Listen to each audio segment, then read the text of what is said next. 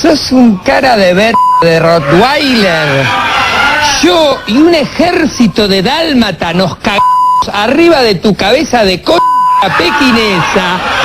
Andate a la cajita de tu hermana a visitar al circo de los hermanos y sus ejércitos maravillosos de amaestradas. Vas por butaca en butaca saltando de en pi, probando con el con birrete, mientras todos te aplauden como los huevos y te saludan, hacen cola para garchar.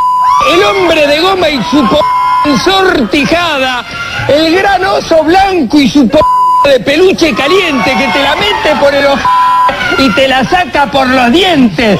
Hijo de un volquete de viva la reconcha de tu madre.